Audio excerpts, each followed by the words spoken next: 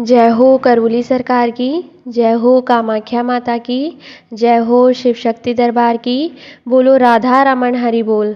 आज मैं आपको बताऊंगी कि जो आप ये ऊर्जा पथ बनाते हैं तो वो एक्चुअल में है क्या, क्योंकि लोग कंफ्यूज रहते हैं कि डीएनए क्या है और हमें किस किस को रखना चाहिए और ये हवन के पुण्य क्या है, ये वाली चीज़। ठीक है, हवन के पुण्य किस किस को शेयर करने हैं उसका एक डीएनए बनता है। जैसे देखिए डीएनए क्या होता है, जैसे हम, हमारे पापा है ना, हमारे दादा, हम सब एक ही डीएनए के हैं, है ना, पीढ़ी दर पीढ़ी, ये वाली चीज़।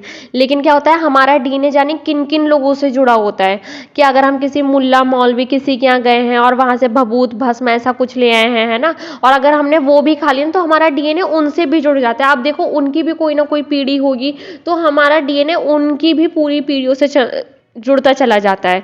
ठीक है, तो डीएनए हमारा आप यकीन नहीं कर सकते या आप इमेजिन भी नहीं कर सकते, आप इसको सोच भी नहीं सकते कि कितना करोड़ों अरबों खरबों का हमारा डीएनए जुड़ा हुआ होता है।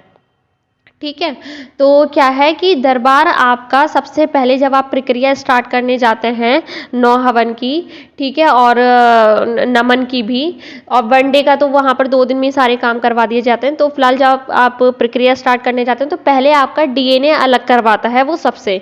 ठीक है, कि भाई जो आप ये हवन करेंगे तो वो केवल आपके उन लोगों के जाएगा जिसका अब नया डीएनए बनेगा। ठीक है, नया डीएनए मतलब एक आप ये समझें कि एक कमरा है।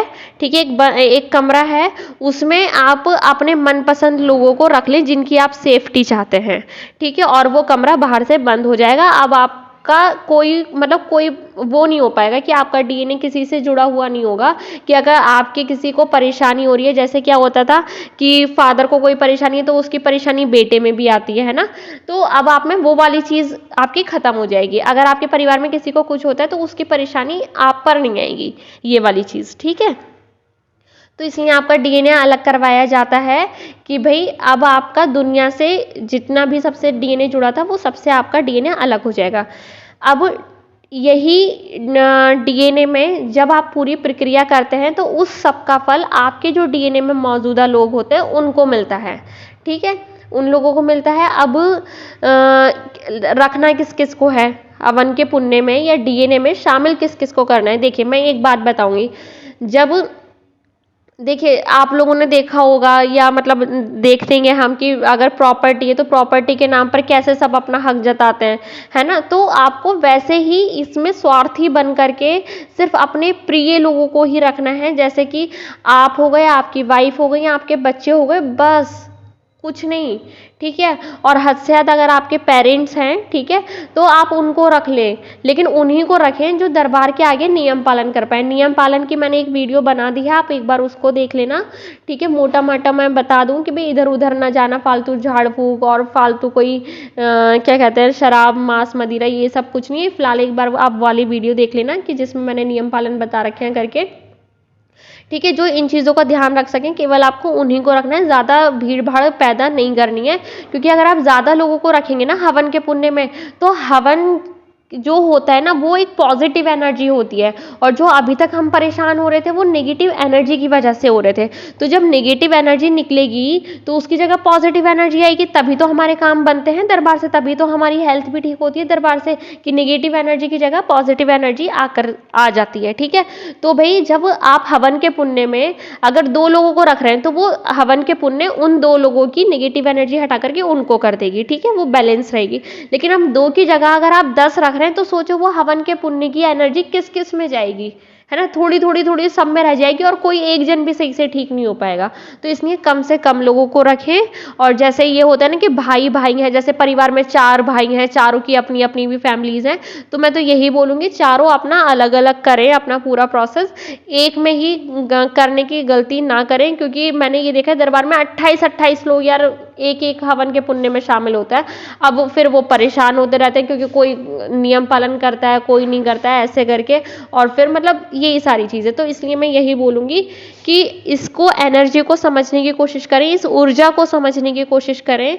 ये ऊर्जा जितनी कम लोगों में रहे उतनी ज़्यादा अच्छा असर दिखाती है। ठीक है, अगर जैसे आप इस चीज़ को इस तरीके से मैं समझाने की कोशिश करती हूँ, मेरे पास 2 रोटी हैं और मेरे 2 बच्चे हैं, तो मैंने दोनों को खिला दी, ठीक है?